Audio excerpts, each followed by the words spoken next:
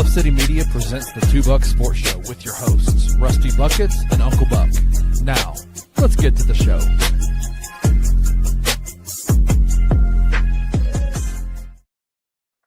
Yeah. What is up, everybody? Welcome to your Tuesday edition of the Two Buck Sports Show.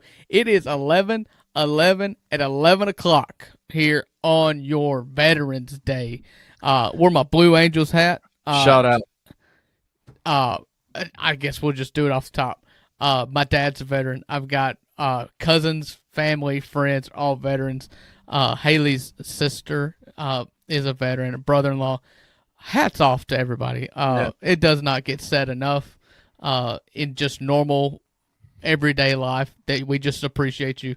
So I'll just take a minute along with everybody else on this day that we set aside for you guys to tell you that we appreciate you. Absolutely, man. Shout out to all the veterans, man. There's so many, and you guys just do so much for this country and making this country what it is. So shout out to you guys. I hope you feel celebrated and loved and cherished. And we are, as Bluff City Media, we're grateful for all that you've done for our country. So thank you. Absolutely. My dad is an Air Force veteran. He came today to get his Air Force jacket because his retirement gig is he drives a school bus for insurance. You know, lots of people do this. And he's driving the Kossuth High School band to a Veterans Day parade, and he has decided that he's going to walk in it. So he had given me his old Air Force jacket. Shout out. And which is cool because for me personally, a little backstory, my dad's name's Andrew. My name's Andrew. Yep. He goes by Andy, but in the Air Force, for some reason, they called him Drew. And I don't know why. And so like all of his monogram stuff, he had a license plate from his time in the Air Force. It all says Drew on it. And so when he passed it to me, it's just kind of like, oh, that's really cool. Neat. So yeah, that's really cool. Yeah, I've got my grandfather. My grandfather was and he passed away when I was in second grade, so I don't have a lot of memories of him, obviously. Right. But he was a veteran of World War II, and oh wow. So I've got medals and like mission papers and his flag and all that kind of stuff, and it's really special to me, man. Yeah. Both my grandfathers served. I didn't know one of them died when I was 5, much like you. Yeah. The one that I was closest to, that is that he died in 2017. He was in Korea and was injured. Thankfully, it wasn't in battle, but it was in a training exercise in Korea. Yeah. And we loved going through all his stuff. He was a big picture taker, so he had like a bunch of Polaroids from his so time cool. in like Germany and Korea and stuff like that. And one of the most emotional things I've ever sat through in my life is his military funeral. It is. I hope everybody has the opportunity to see that a military funeral, because it is absolutely powerful. Hearing Reveille on the bugle and the 21 gun salute, and I was just a wreck. And his death was a death. I've been very fortunate. I've had 2 grandparents die as I was an adult and could process. Both of them were a relief at the time because of the conditions that they were in. So it wasn't exactly a sad occasion.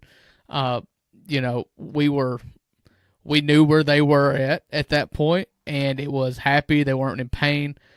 But you put that military funeral on us, and we just wept. I mean, it's so powerful. Yeah, my father-in-law, Tracy's biological father, passed 11 years ago, and he was a veteran. And his funeral, with all of the pomp and circumstance of a military funeral, was one of the most powerful things I've ever been a part of, ever. It's unbelievable. So I don't care if it was your grandpa or if it was an absolute stranger and you just happen to stumble upon this funeral, you will shed a tear. And I think it's the greatest honor anybody could have is to have your funeral be a military funeral. Yeah.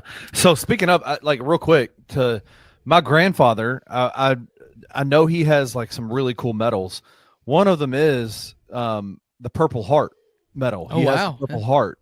He was injured, and I was looking it up while you were talking because I wanted to just make sure that it was the right battle. He was a part of the Battle of the Bulge. Oh wow! And his part, he got injured. He came in after the Battle of the Bulge happened, and the German army had blown up a building, and there was a lot of trapped or I guess United States and Allied forces Right.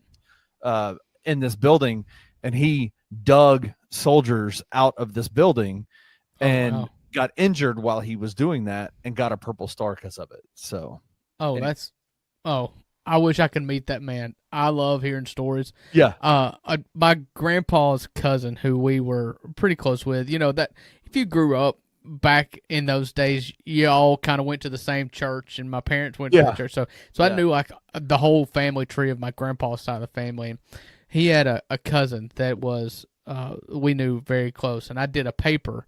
I had to interview somebody when I was in community college, and he graciously let me ask him questions about Vietnam. And it was one of those things where he's like, I don't talk about this. It was brutal.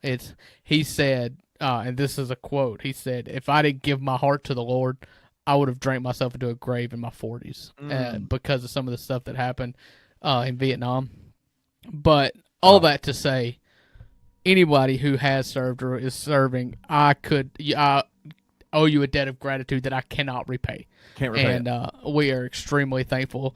I will speak for myself, but I'm sure I can also speak for the network that we are in your debt here. And I wish we had more than one day to celebrate you. But go to your parades, stand up with pride. I will cheer you on. Absolutely. So, you told me beforehand you're a big history guy. If you were forced to study one era or generation or time period for the rest of your life, you could only study this, what would it be? Oh, I think that there are no smarter men to ever walk the earth than the people who signed the Declaration of Independence and who thought up the Constitution of the United States. I think that the forethought that the forefathers had in the mid-1770s to craft a document that can still govern us to this day is just absolutely astonishing, if not, and I believe just absolute God-led in this, because just I don't think anybody in a singular 60 to 70 year lifespan that they had at that time can just have that sort of forethought for a nation that could last 250 years without something else being present within them. That's just Drew speaking. And I think that is fascinating. Just the process of coming over to America, then deciding to secede and set it up and then go to the war. Like, I could sit there in that for a long time. Yeah. I think for me, it'd be the Civil War, honestly, Civil War era. Yeah. That time period, just because it's such a, there were some mighty men that walked around during that time period. But I live out in Collierville, Tennessee, and right down on the square in Collierville, in downtown Collierville, there's a old Civil War train depot. And down the street from there is an old white house that was a place Ulysses S. Grant, when they came through this area, housed there. Soldiers lived there. They had their horses underground there. Those kinds of, like, I like the big, like the wider, like, range of, like, the history of things, but, like, being able to walk in it is really, really. Well, you need to make a trip to Corinth, Mississippi, where I'm born and raised. You're right up the road from the Battle of Shiloh, right, which was one of the deadliest battles in the South that happened at that time, but also one of the key markers of the Civil War was the Battle of the Crossroads, which is in Corinth, Mississippi, where the two railroads intersected. There was a big battle because you gained the railroad both ways. And there's they've done a huge, like, Civil War museum there, and an interactive museum to where, you know what interactive museums are, but you can also walk the battlefield of the Battle of Corinth. They've got the siege lines kind of marked up all over the city of Corinth itself, and I know it because I was born and raised there, but it has Civil War intertwined into everything. Yeah. Yeah. So we go on a week-long vacation to Dauphin Island, Alabama every year. And it's right in the Gulf right there. And there's a ferry that takes you from Dauphin Island to Fort Morgan, right. It's like a 20-minute ferry ride. You go into that, there's this bay area that you go on this ferry, and you literally, when you get onto Fort Morgan, is where the battle for Fort Morgan and Dauphin Island happened. And it was one of the most strategic battles in the Civil War because of the water, right? The water was coming and so the battle that was fought there, and it's still like, you can see over in this field over here is where the battle took place. And it's like, oh my gosh, just a few hundred years ago, just not long ago. How did they fight here? And then down the road is an old munitions depot that's just literally sitting empty, that you can walk in, walk out. It's just this small little building that was a Civil War munitions depot. So cool, dude. I love that stuff so much. Yeah, and that is a critical time in American history. I mean, it is. Yeah. I mean, the South there's been lots of aspects of the South that's never recovered from that, and that hold on. You could get real deep in one of the ugliest times in U.S. history as well, if not the worst era in U.S. history. Yeah. I don't even think that's probably not even controversial. Yeah. That's kind of a saying, and I'm just going to take the adage out of it and just put a stamp on it, like the worst time in American history. The worst. Absolutely. So anyway, welcome to the $2 Sports Show with Kenny and Drew. This is what we do. Rusty would be pulling his hair out right now because he's like, "You guys shut up! Like, let's go." My co-host, every relationship needs a yin and a yang. You got to have somebody that dreams and while the other one plans. We're both dreamers here, and neither of us are planners. And I think that takes us in some pretty cool places. I'm happy that we spent the first 13 minutes of this show talking about our favorite eras of the American history. Yep, so, I love it. Shout out. We're going to get into some Grizzlies talk here, so how about let's just go ahead and, Kenny, if you'll cue up a commercial break for us, we'll just clean break. We'll do non-sports. When we come back, all sports. We're going to do NBA. Grizzlies play tonight against the New York Knicks, and then tomorrow, we will also talk college football after that, so stay tuned.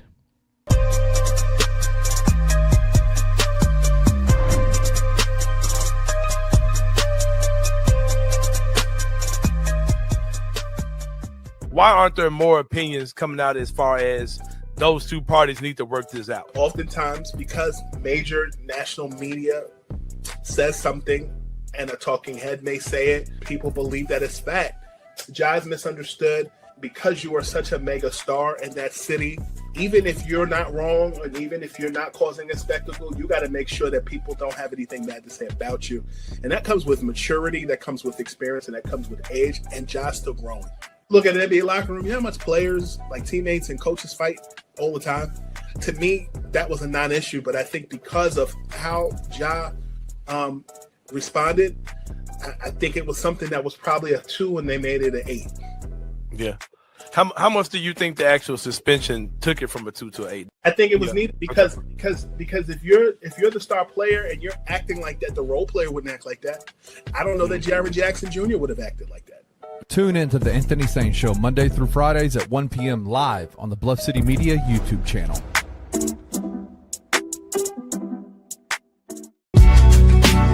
In the heart of the Highland Strip for 27 years, Trilogy Tattoo has helped tell stories for Memphians for generations.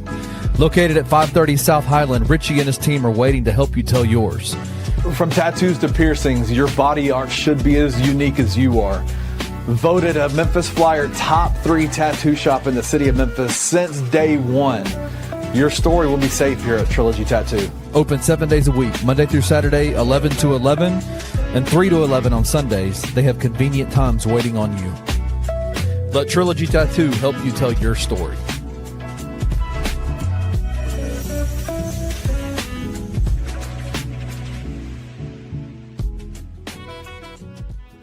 I think a lot of people thought Memphis wasn't going to win this game. after what they were seeing in the exhibitions. You compound that with some of the comments and quotes and the conjecture and the think pieces and all the articles, the tweets about statements Penny Hardaway made this week about his team. And I would suspect that there was probably a little bit of apprehension, some concerns, some all those different things about what this game was going to look like. Right. And thankfully they're 1-0. You can't win every game of your season if you don't win the first one, so that's not possible. You got to win the first one for that to happen. So the road to an undefeated season, Kenny, is still alive. Tune in to Tigers Live with Francis Carlotta, live after every Memphis Tiger basketball game on the Bluff City Media YouTube channel.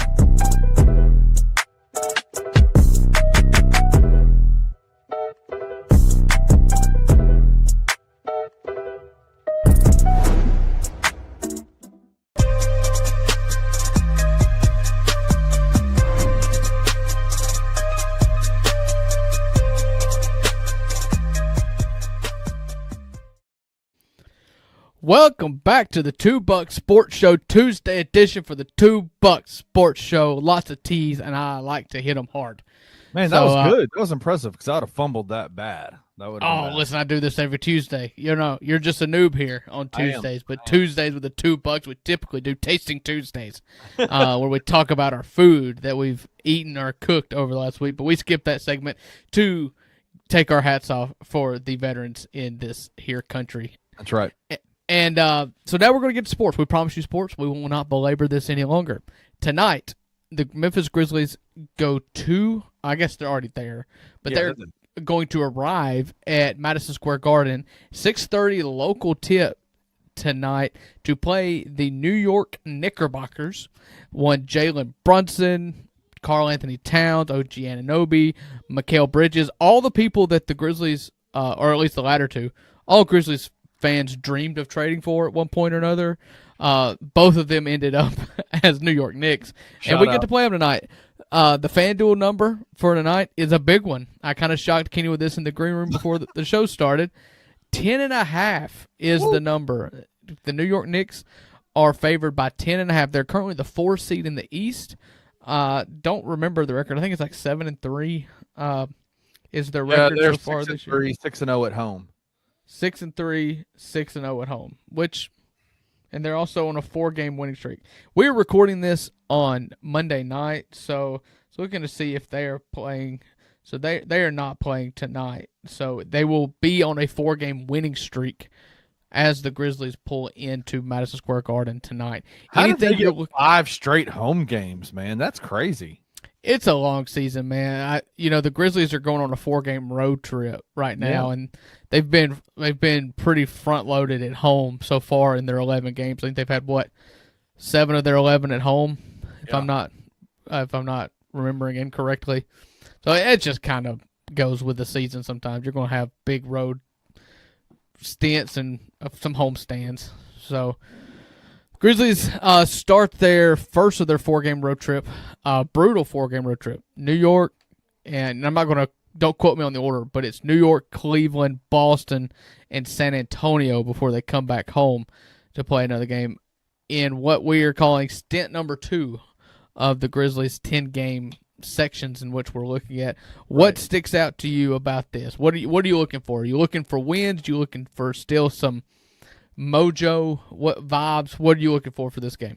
No, I'm definitely looking for wins, right? I don't think you ever go into a game saying we're not going to win that game. I mean, the only game that I would say potentially is Oklahoma City, but you saw what they could do against Oklahoma City. I mean, in the first half, they boat raced them, but then the second half came and that was a different story. But I mean, New York rises and falls off of Jalen Brunson. He's an energy guy. He is their leading scorer, leading assist guy. And it has been such a unique thing to see, like we have said for years, when Karl Anthony Towns was in the West in Minnesota, Karl Anthony Towns is a phenomenal player, but is he a legit number 1 guy that you can allow your franchise to live and breathe off of, right? And then when they got Anthony Edwards, it was like, man, how long are they going to wait until they make It didn't take long. It didn't take long for them for Minnesota to say, you know what, Anthony's the guy we need to move off of Carl. Even though that contract was so crazy, I don't know how New York was able to make it work. But that duo of Jalen Brunson and Karl Anthony Towns is a tough duo, man. Karl Anthony Towns is in the perfect spot for him. He doesn't have to be the guy every night. Like, he doesn't have to be the guy, but he gets to be super effective in everything that he does. And Jalen Brunson is a dog, man. I mean, the NBA dadgum made a award for him so he could win an award at the end of every year, right? Like the clutch award is so dumb. But Karl Anthony Towns is quite possibly the worst number 1 you could have and the best number 3 you could have. And I think that's what it is, because I don't even know if he is number 2. He has nights, but that's the thing. That's the thing about Karl Anthony Towns that made him so poor as a first option, is because he wasn't going to get you. He was going to get you 25 a game, but that was going to come 50 and 0 in back-to-back games.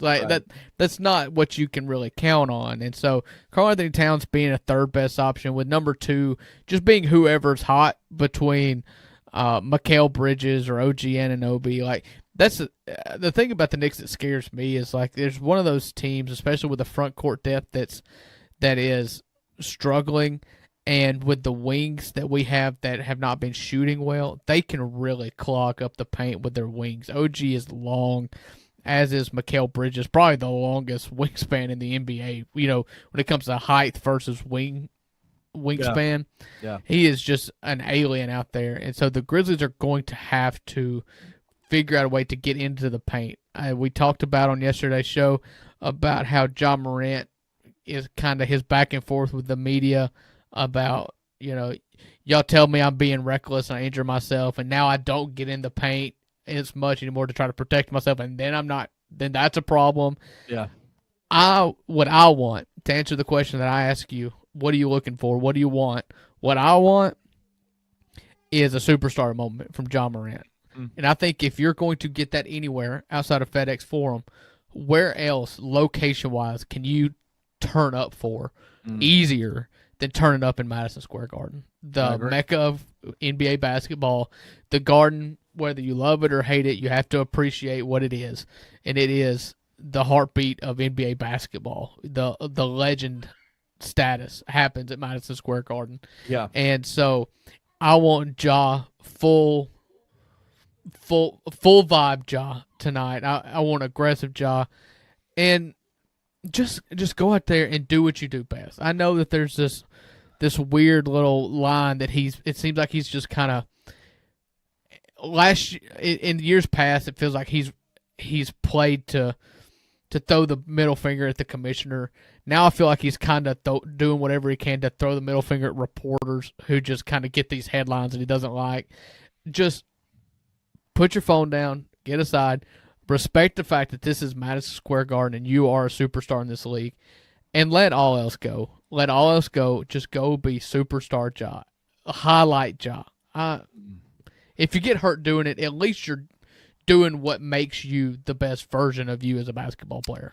Yeah. I think what's interesting about this Grizzlies team this year is I think they now have the wing depth to match up with a team like the New York Knicks, right? Like you mentioned OG, you mentioned Mikal, you mentioned the Grizzlies have, I think, pretty good depth at the wing position now in terms of Jalen Wells, Kentavious Caldwell-Pope, Cedric Coward, Vince Williams. They have guys that they can match up with those guys pretty well. I'm interested. Kenny, I hate to push back on that, but okay, that's a different level of player. I mean, sure. you can't line up. You do not want to get in a competition where you're lining up wings against the Knicks right now. And I'm as high on Cedric Coward as anybody, but the other options are Jalen Wells and KCP, and they're lining up Mikal Bridges and OG Anunoby and Josh Hart. Like, yeah, I don't want to be a hater here, but no, I understand what you're saying. I mean, look, but we're not talking about three juggernauts here. Like, we're not talking about Mikal Bridges and Josh Hart and OG Anunoby being like these stud dudes that lead teams. They're not that way. I mean, I was looking at their stats a few minutes ago. They're doing fine, but they're role players. But I would put them in the upper crust of role players. Yeah, that's fine. That's fine. I mean, I just think it's interesting that the Grizzlies for the longest time have not even had sniff of depth around that position to be able to match against a team like this. And so, am I putting them at their level? I'm saying they have wing depth now to be able to at least go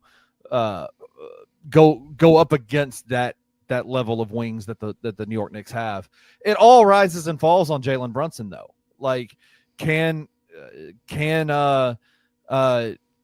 probably be Jalen Wells on Jalen Brunson initially to start the game defensively. Like, what can they do? What can Jalen Wells, what can Cedric Howard do with a guy like Jalen Brunson, who is might be one of the only, I would call him an under 6 foot guy. I think they have him listed at 6'1", maybe 6 foot, something like that, but he doesn't. Always be leery of the ones that are measured at 6 foot exactly. If you're, you might be 5'9" if you're measured at 6 foot exactly. And you know what? If you are, props to you, man. Props to you. He is just as crafty with the ball in his hands as SGA is. If Jalen Brunson had 4 or 5 inches of height, he would be an MVP just like SGA is. Yeah, I mean, we're talking about a guy who averages 27.2 points per game in 33 minutes. And maybe my height. And maybe your height. Yeah, exactly. Exactly. Minute distribution-wise, they are very much down from when Tom Thibodeau was the head coach there. Mike Brown is now the head coach with the New York Knicks. They've been averaging 33. Jalen Brunson, Karl-Anthony Towns, OG, Mikal are the only 4 guys that are averaging 33 minutes or over 30 minutes a game.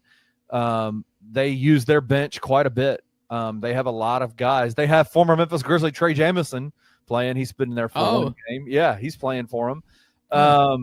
They are missing revenge game. Are this a Trey Jamison revenge game? Yeah, they are missing Mitchell Robinson though. Shockingly, Mitchell Robinson, the guy that everybody wanted. Every Grizzlies fan was like, "Go get us Mitchell Robinson." Yeah, bro, that dude cannot stay on the court to save his life. I love the theory of Mitchell Robinson. The idea of Mitchell Robinson is awesome. He is the perfect. I can't remember who. I can't remember who it was. There was one that was so famous for just being injured. It was NFL, and it's like how everybody looks at Justin Herbert. It's like everybody looks at Justin Herbert, and it's like, well, just if Justin Herbert is the what if MVP. It's like, but was it truthfully, Justin Herbert or Joe Burrows? Joe Burrows is always hurt.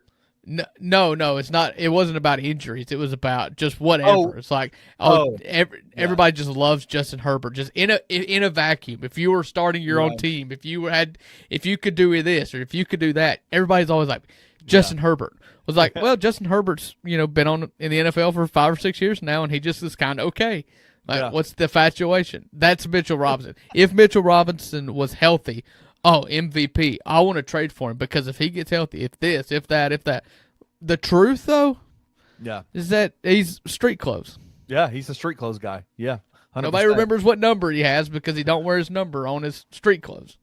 Let's look at the Grizzlies. Or let's look at the New York Knicks bench real quick. They got their big pickups in free agency this year, or just in the offseason pickups. Jordan Clarkson. Plays 16 minutes a game for them, averages 9 points a game. Miles McBride has only played 7 games. I think he's back, though. He goes for 23 minutes, averages 8 points. Josh Hart only plays 23 minutes, which is wild because he was up in the upper 40s last year. He's only averaging 8 points. Another big pickup was the Philadelphia 76ers, Gershon Yabusele. You remember him from the France team? I remember him from Greece. Ago? In the Olympics, yeah. Was he Greece or France? No, you're right. It was France. It was France. Yeah. And he was awesome for France. For France. Got caught a body on LeBron. Caught LeBron. Yes, dude. Yes. Yeah. He's averaging 2 points a game for them. He's only playing 9 minutes a game right now. So their bench is that's going to be a big strength for the Grizzlies in this game. I think the Grizzlies are the number 1 bench team in the game right now, and it looks like New York is not. So that's what is frustrating. I think when you watch the Grizzlies so far, it's how good the bench is, versus how good the starters have played. because we foam at the mouth the first time that Cedric Coward comes in, because what happens is Cedric Coward flips the game. And he's having to flip the game because the starters have not been good. They've done better the last. They heard No, your. you're right. They heard your clip. They heard your crash out, and they said, Yeah. "You know what? Drew is right. Like we need to Again, fix that." It's not a crash out if it's right. Crash out has this connotation that you're spinning out of control. I'm very in control and bullet point by bullet point telling you how you have not been good at basketball this year. Drew said in that quote last week, he said, "Hold on, let me get my notepad out and let me walk through the notes for you." And It's like that guy on Billy Madison. You know, man. I just got my notebook out. You had your notebook. You were doing stuff. I was like, when I saw you pull the notebook out when we did that show, I was like, "Oh my gosh, this show's going to be crazy." Oh yeah, But you brought the stats, and it's true. But here's the thing, and this is why I think it's so interesting. Will Zach Edey and will Ty Jerome and all those guys change the dynamic for the Grizzlies, other than they're going to bring like the best bench in the game right now is the Memphis Grizzlies, and they got multiple starters out there that should probably be bench guys as well. So you kind of take the roster and you make it right again. You know what I'm saying? Yeah, I think what you're looking at, and this is, I feel like being pretty measured and being pretty fair, is that you're probably your second best player on the season, but only going to be at most your third best player if everybody's playing well, is Cedric Coward. Right. And he's not even starting. Yeah. And you've got Zach Edey, who, like him or not, he is a big oaf who's going to set hard screens, and this offense was built around Zach Edey playing the 5. And you've got Ty Jerome, who is just a certified bucket that was just put in stone as your 6th man, who can score in the half court, in which the Grizzlies can't do. Right. So, yeah, everything is fluid. Everything is TBD. But I quit making excuses saying that when we get healthy, the team is what the team is right now, and that's what we're going to talk about. And so I think that brighter things are ahead. But it all starts with Ja Morant. The shooting slump is real. You've got to figure out the shot. I've been really happy with the level of effort.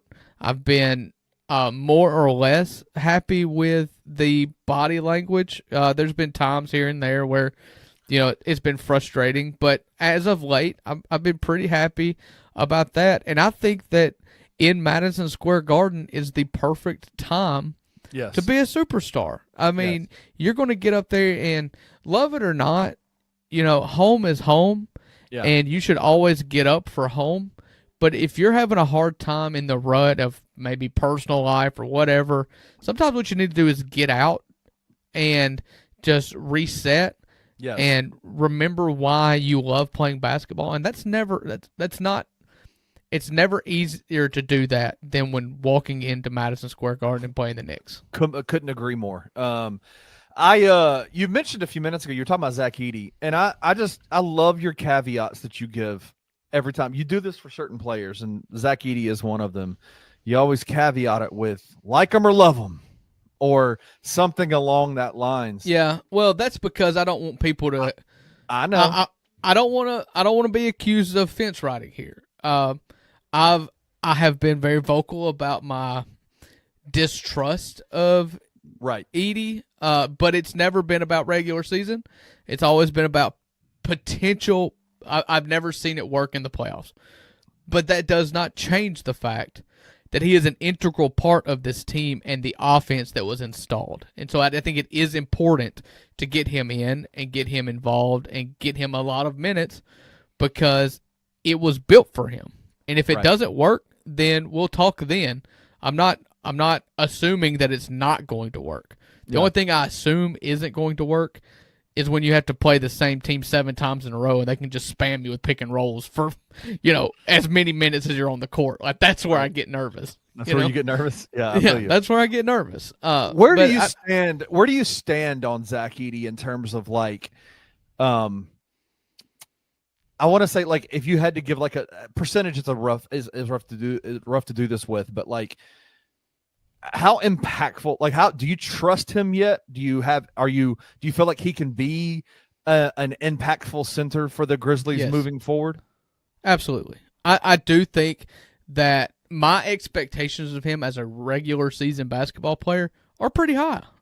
I've never said that Zach Edey sucks at basketball. I've just been very vocal about last year. I feel like the Zach Edey love was intertwined so deeply with the Taylor Jenkins hate that it became bullet point number one for why we hate Taylor Jenkins is how he's misused Zach Edey. And my point was just like, John Morant's not playing basketball. Zach Edey shouldn't affect us that much anyways. Like, what are we talking about? Can both of those be true, though? Like, it can, but it wasn't allowed to be talked that way. It was... Well, John wasn't playing. He wasn't playing. He was hurt. Exactly, and that's who I was critical of. Okay. So, but anyways, I think that Zach Edey can unlock a level to Ja. I think that a good screener is historically proven helps Ja tremendously. He cut his teeth in this league with Steven Adams setting hard screens multiple times all the way down the lane until ultimately he got an open layup because Steven Adams just kept screening folks. Like, I do think that is integral, and I think that was set up to be a integral part of this offense.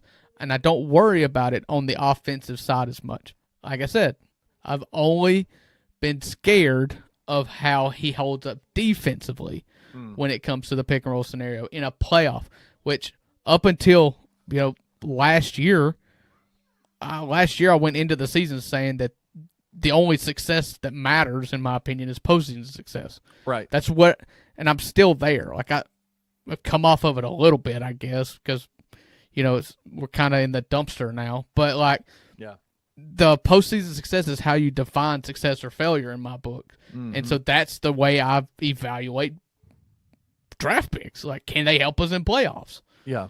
So has that even shifted in your? You asked me this question earlier. You said, what are your expectations for tonight's game against the New York Knicks? Are you looking for wins? Are you looking for positive development? Has that shifted? You said we're in the gutter now.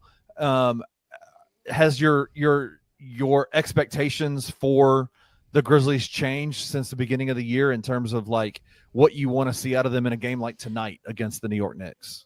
No, I'm not changing my season-long outlook yet at all, because mainly I picked the Grizzlies to be between the 5 and 8 seed. Like, I didn't pick the Grizzlies to have a home court advantage in the first round. I didn't think that was a realistic possibility given all the injuries you're starting. But my prediction is absolutely in play, and I feel like it's fair.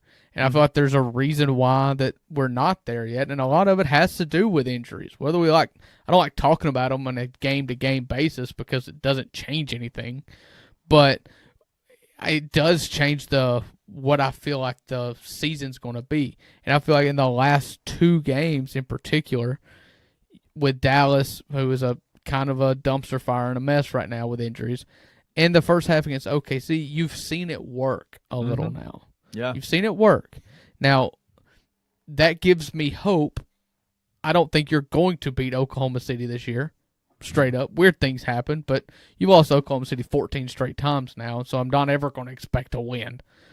But against the teams that are not as good as Oklahoma City, which is every other team, which is every other team in the NBA. Okay, yeah, I think that's exactly where I was getting at. It's like, okay, who would I expect us to put up a fight against?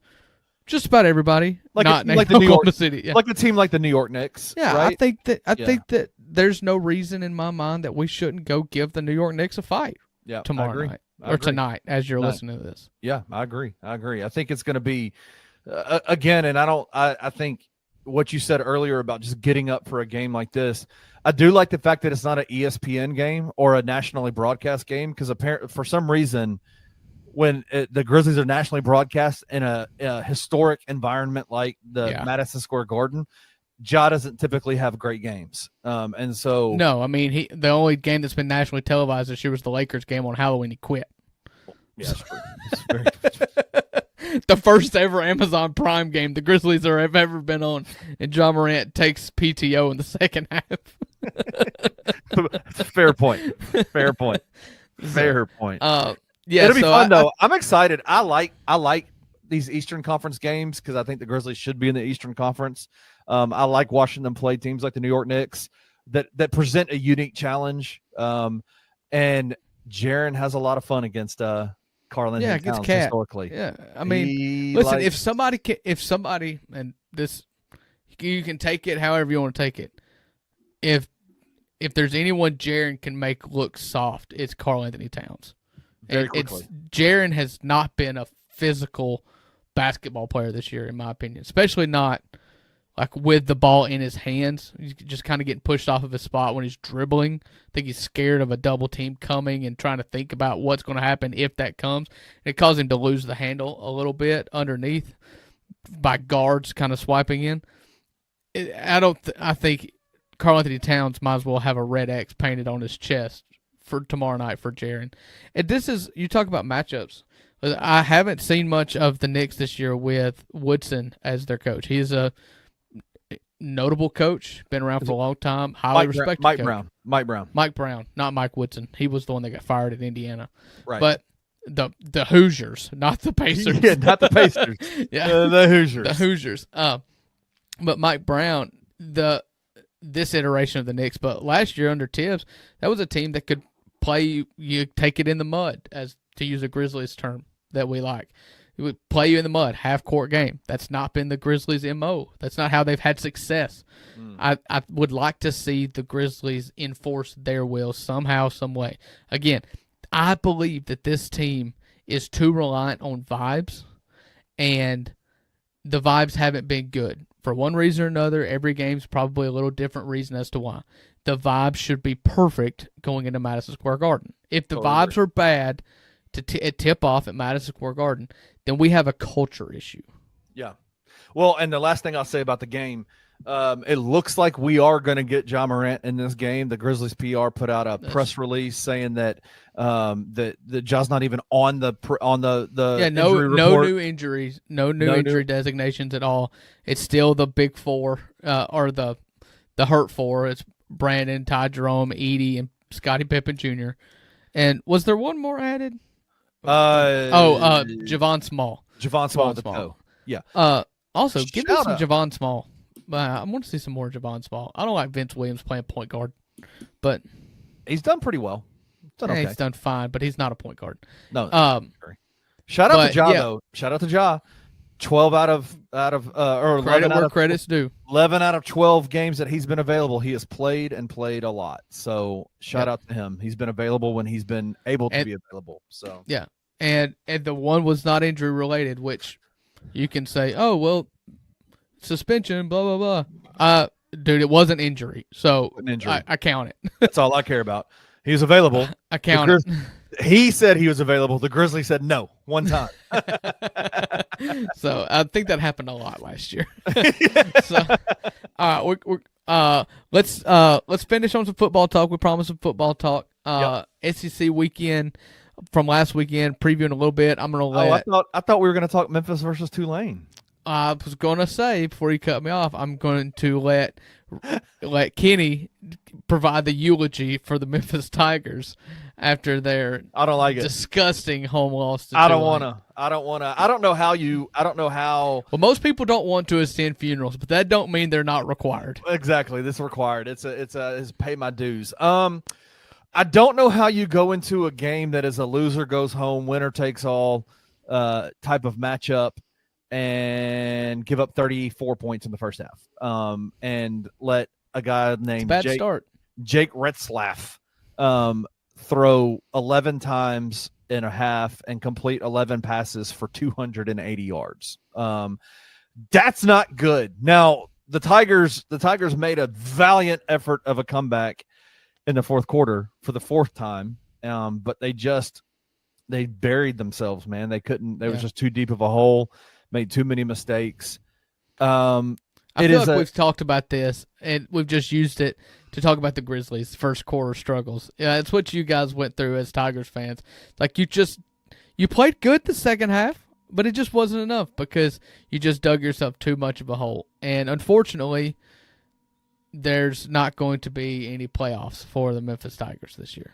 And I think part of the conversation right now, and we can get off of it now, is Ryan Silverfield the guy moving forward? And I know Jared Davidson would tell you, please fire him so Arkansas can go get him. I think Memphis, it would be silly to even consider letting Ryan Silverfield leave. But there's a lot of talk about, it's been 6 years, man. You've not finished better than fourth in the conference this entire time. Like, you've never even sniffed a championship game. And now the door's open for a college football playoffs. It was in your lap. It was ready to go. And your team wasn't ready against Tulane. It's disappointing, and it's not okay. And I cannot say I disagree, but sad. You are seeing along college football landscape that things are going to have to change. And the problem is there's a lot of coaches that are getting fired who do a fine job. Expectations are so dangerous. But sometimes you've got to sit back. And I don't think this is a loser mentality. I don't either. But there is real value in going into a football season, knowing that you're going to have fun watching this team, and 8 or 9 or 10 times out of 12, you're going to go home happy. There's value in that, man. There's just too many stories out there, especially if you were to look at some of the bigger Power 4 schools that we'll talk about right now. There's just been too many stories of Power 4 fan bases and athletic departments getting upset with having lofty expectations, removing a coach who's done an excellent job, and trying to bring in some flash in the pan guy and it falling off a cliff. And then it becomes football purgatory for decades. Florida State is dealing with that. I have to say though, but I mean, if we're being fair, I want to say that I want to believe you. I do think that some of these coaches feel like that they probably could get something going if given time. I think that college football is at a spot right now with NIL and with the transfer portal that it is impossible to have depth on your team. And so you have to be able to bake into the equation a little bit of grace for a year in which it just doesn't go your way. Gone are the days where you have Georgia and Alabama and LSU and Oklahoma and Ohio State who had a 3 or 4 deep their 3 deep would start at Ole Miss just as a unit. Right. Those days are gone. You've got to bake in the calculus that there could be a bad year, and fans have to appreciate that. Mm-hmm. And that, like, listen, we're going to go for it.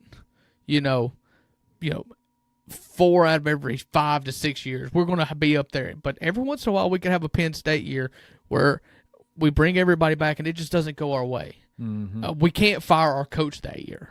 We have to build through it because we trust the guy. Right. That's what Memphis is at. And I have to eat my words a little bit because, like, you look and of all the coaches fired in the SEC, I think they all sucked. Like, they all earned it. If you look at what Auburn did against Vanderbilt last week, they went to overtime with Vanderbilt, and their quarterback, Ashton Daniels, had like 350 yards passing, 3 touchdowns, and almost 100 yards rushing and 2 touchdowns. And he's like, what changed? Well, I guess it was just Hugh Freeze. Yeah, maybe. But they still Brian lost. Kelly, they still lost. But you know what? The week before they got beat by Kentucky. Right. So, Brian Kelly was a horrible fit. Maybe Billy Napier would have never figured it out. But those 2 teams didn't get better when they fired them. So there was other stuff there too. So just to put a bow on Memphis though, like, and you should not be calling for the head of Ryan Silverfield. Oh. Consistency is good, man, yes. And you will break through. You will break through if you just keep knocking on that door. I rooted for, and this is very niche, and you probably don't care. I rooted for Ole Miss baseball for decades, in which they never went to the College World Series, but they got beat in the Super Regionals 5 times, and we were ready to fire Mike Bianco. But what happened is he finally bust through, and then next time you make it to Omaha, you win the whole dang thing. Sometimes you just have to keep knocking on the door. Yep. And the alternative, one alternative universe, if you fire Mike Bianco or if Memphis fires Silverfield, is that you make a bad hire. And instead of knocking on the door, you're making another hire in 3 years. 100%. 100%. All right, let's get to the SEC though. It's an interesting week for the SEC, and I wanted to talk to you about this because it is we are, what is this, week 11? This right? will be week 12. This is week 12. Okay. I'm getting my numbers all mixed up. And it feels like at this point, Drew, that the waters are pretty clear in terms of like what the hierarchy is in the SEC in terms of college football playoffs and potential conference winner / at-large bids for the college football playoff for the SEC. Seems like to me, Ole Miss, Georgia, and Alabama are the cream of the crop for. No, I would add Texas A&M. And Texas A&M. And Texas A&M. Shout out to Texas A&M. So those 4 schools are kind of the cream of the crop for the SEC. But there's some interesting games this week that are between 2 teams that are the cream of the crop right now, that were at the beginning of the season looked at as the potential cream of the crop in Oklahoma and in Texas, right? I guess my question is Oklahoma's going to Alabama to face off against Alabama. Texas is going to Georgia to face off against Georgia. I think you could probably put Florida in that conversation as well. If Florida and Ole Miss, though, but Ole Miss is going to be heavy favorites, right? Right, but if you're talking preseason expectations, Florida was up there. Okay, that's right. like a dark horse. Yeah. All right, so let's put Florida in that equation too against Ole Miss. What are the odds? The waters are muddied by the end of the weekend. You see crazy stuff. Alabama almost losing to South Carolina. Right. Georgia's been in a few rock fights where it just gets a little squirrely on them against Auburn, for instance. Anything, and it goes back to one of the examples I used a minute ago. Nobody's got the depth anymore. It is all about positional matchups. This is more NFL style, to where you are going to see more position groups exploited, and that is what decides the game rather than just lining up and I've got more better players than you do. And when you get into Ole Miss and Florida and Oklahoma and Alabama and Georgia and Texas, if you just Jimmy's and Joe's this thing, they look pretty similar. Yeah. Honestly, I just listed 6 teams there. Ole Miss is probably the one that doesn't belong if you're just looking at size-speed ratio here. Like when you're just looking at athletes. Right. The difference in this is coaching, and you've got to be able to trust that your coach can execute a game plan or they can put together a game plan that your team and your quarterback can execute. I think that's what Ole Miss has set them apart this year. They have well exceeded expectations because they've got a good plan, and Trinidad Chambliss can be trusted to go execute it. And that's what Alabama is figuring out now, is that, buddy, they're just hair on fire. I think that they're good, man. I think that they are the best team in the SEC. But could they lose to Oklahoma? Absolutely. Yeah. Absolutely. I think instead of me telling you whether or not this is going to be a definitive statement week for the 3 teams that are favored this, I will say this is the week in which you will find out. Because if the 3 teams that are favored, if 2 of the 3 of them lose, you're talking about things getting really hairy when you're starting to talk about like vying for playoff spots, because that would put Alabama takes a loss, that puts them at 2 losses. Ole Miss takes a loss, 2 losses. Texas wins, they're now 2 losses with a win against Georgia. A&M takes a loss. That puts them with 1 loss, but they still have to play Texas. I mean, you're talking about a rat race at that point. It is wide open. If you want to make this easy, if the SEC and the College Football Playoff Committee, if you want to make it easy for them, let the favorites win. Yep. And then it becomes pretty easy, because at that point, Alabama only has Auburn to play, and their team that's probably going to wave the white flag at some point. Ole Miss will have Mississippi State to play with some wiggle room there because I think Ole Miss gets in at 10-2. A&M will just have Texas to play, and they'll have no losses at all at that point because next week is a really bad week, you know, because that's when everybody – I mean, heck, Ole Miss has got a bye week next week, the week before the Egg Bowl. Like everybody's just got a bye week or a simulated bye week against nobody next week. Yep. So it can make it this week, if the favorites win, will make rivalry week more or less elementary.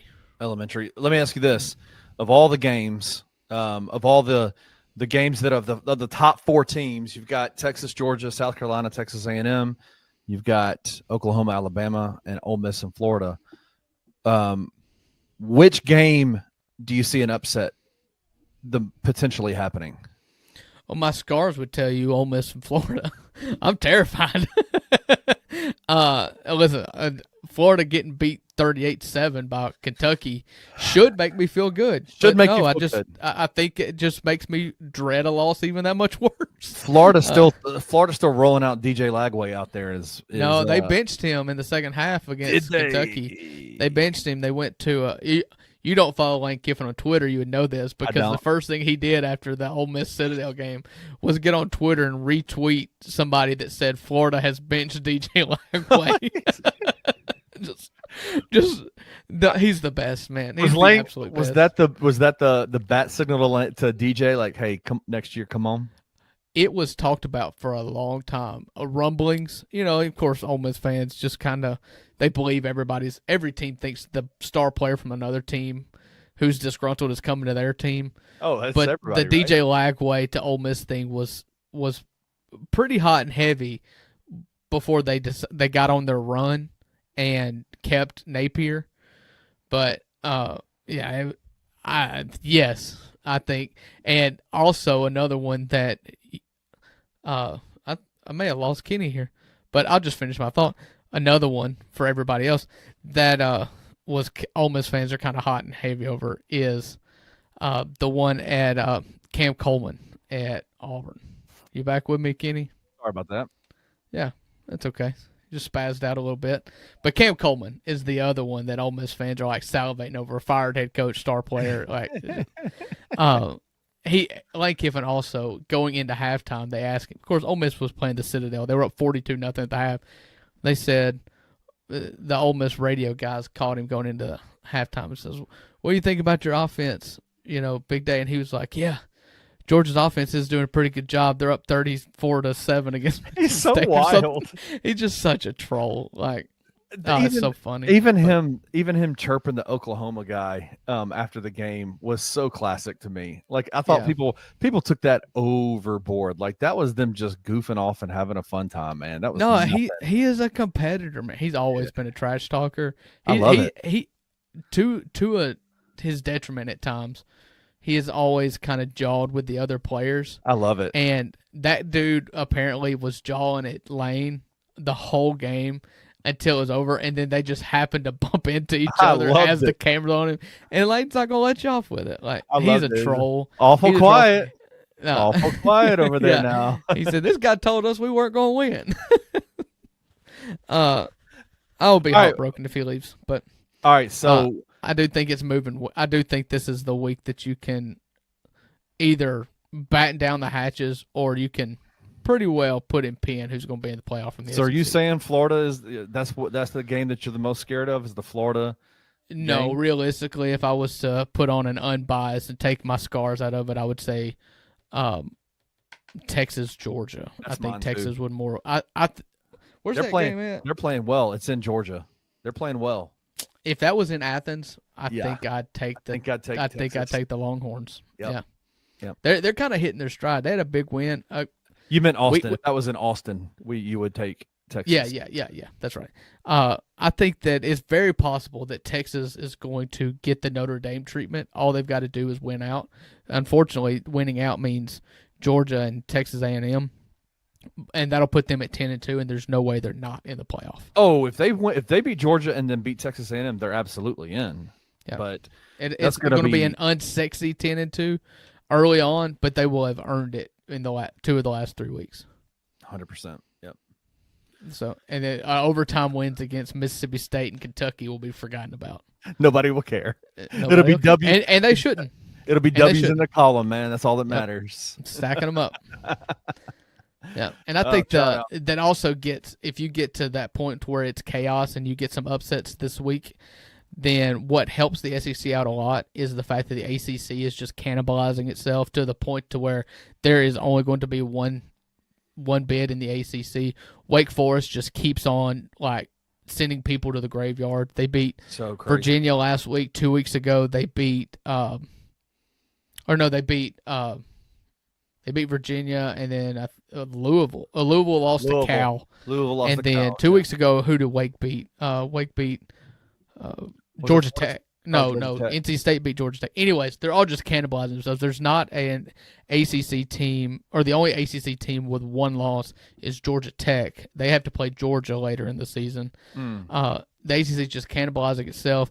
BYU took a loss to Texas Tech, so that maybe eliminates a team. I think you're only going to get 2 teams at most in the Big 12, and then that opens up potentially, the ACC being so bad, opens up potentially a spot for the SEC and the ACC if Oregon wants to try to sneak in here after surviving in Kinnick Stadium against Iowa in an absolute monsoon.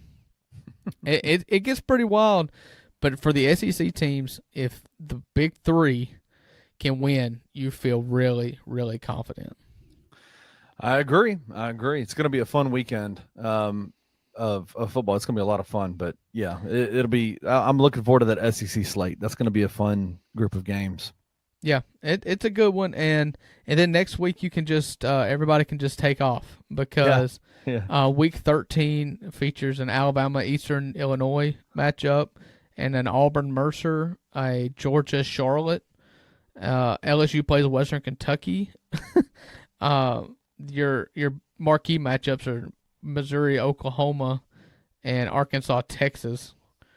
The rest of them are just bad. South Carolina, Florida, Samford, Texas A&M. Before rivalry week.